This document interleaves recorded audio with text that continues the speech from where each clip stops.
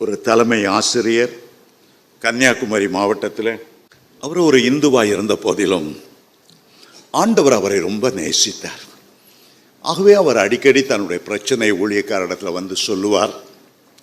ஊழியக்காரர்கள் ஜெபிப்பார்கள், இந்த பிரச்சனை நீங்கிவிடும். பிறகு ஒரு பிரச்சனை வரும், கர்த்தருடைய ஆலயத்துக்கு வருவார். நல்ல அருமையான தீர்க்க தரிசனம் 100க்கு 100 அப்படியே ஆண்டவர் கிருபையால் அவருக்கு நிறைவேறும். ஆண்டவர் அதை செய்வார். அவருடைய பள்ளிக்கூடத்தில் தலைமை ஆசிரியர் பதவியை பிடிப்பதற்காக அநேகர் சூனியம் செய்தார்கள். ஆண்டவர் கிருபையாய் எல்லாவற்றையும் உடைத்தார். அவருக்கு செய்த நன்மைகள் ஏராளம் ஏராளம். ஒரு நாள் போதகர் சொன்னார், ஐயா, நீங்கள் ஆண்டவருடைய அன்பை இவ்வளவு ருசித்து இருக்கிறீங்க, கர்த்தர் எவ்வளோ தீர்க்க தரிசனம் மூலமாய் உங்களோடு பேசுகிறார், ஆனால் நீங்கள் இன்னும் ஞானஸ்தானம் பெறலையே ஐயா, அந்த குறையை ஏன் வைக்கிறீங்க? உலக பிரகாரமான நன்மைகள் மட்டுமல்ல, நித்தியத்துக்குரிய மகிமையின் ஆசீர்வாதத்தையும் நீங்கள் பெறணும். ஆனால் அந்த ஹெட் மாஸ்டர் சொன்னார், நான் ஞானஸ்தானம் எடுத்தேன்னா என்னை கீழ் சாதின்னு சொல்லுவாங்க, நான் ஞானஸ்தானம் எடுத்தேன்னா என்னுடைய உறவினர்கள் என்ன மதிக்க மாட்டாங்க, நான் ஞானஸ்தானம் எடுத்தேன்னா என் ப்ரமோஷன் சலுகைகள் எல்லாம் ஒன்றும் இல்லாமல் போயிடும். ஆண்டவர் என் மேலே இவ்வளோ கிருபை பாராட்டுறார், அது போதும்.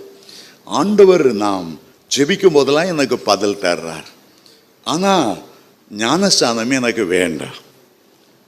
வேதத்தை வாசிக்கும்போது சிவந்த சமுத்திரத்தை கடந்த பிறகுதான் தேவ மகிமையே காண ஆரம்பித்தார்களாம். மேகத்தில் கண்டார்கள் இஸ்ரவேலர். ஆதாம் ஏவாள் இழந்த மகிமை அத்தனை வருஷம் ஜனங்கள் பார்க்க முடியல. அதுக்கு பிறகு அந்த மேகத்தில் தேவனுடைய மகிமையை கண்டார்கள்.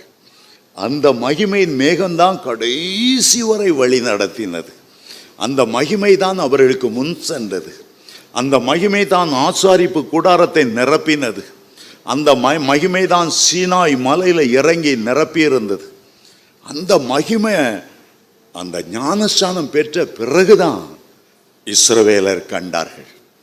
இந்த ஹெட்மாஸ்டர் சொன்ன உடனே இந்த போதகருக்கு தாங்க முடியாத துக்கமாக இருந்தது. ஏண்டா அவர் அவ்வளவு அவருக்காக ஜெபம் பண்ணுகிறது உண்டு. மனவேதனையோடு, ஆண்டவரே, நீர் இவ்வளவு நேசித்தும் இவ்வளவு குடும்பத்துக்கு அன்பு செலுத்தியும் இந்த ஒரு சின்ன காரியத்துக்கு கீழ்ப்படியிலேயே, ஞானஸ்தானம் எடுக்கிறனால இவர் என்ன குறைஞ்சிட போகிறார்? அவர் போனார், அன்றைக்கு வியாதியில் விழுந்தார்.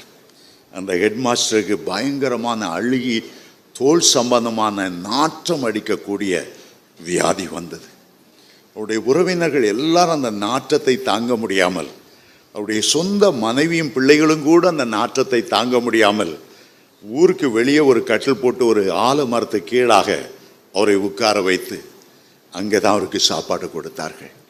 அவருடைய வேலை பறி போனது, ஒன்று முடியல. உறவினர்களால் வெறுக்கப்பட்டு அவருடைய மரணம் ரொம்ப பரிதாபமாக இருந்தது. ஆண்டவர் இரக்கம் பாராட்டி கொண்டே வருவார், ஆனால் அதற்கு ஒரு எல்லை உண்டு. ஆண்டவருடைய வார்த்தைகளுக்கு கீழ்ப்படிய விரும்பவில்லை என்றால், யோவான் 15 அவர் சொல்லுகிறார், ஒருவன் என்னில் அன்பாயிருந்தால் என்னுடைய கட்டளைகளை அவன் கீழ்ப்படிய கடவன்.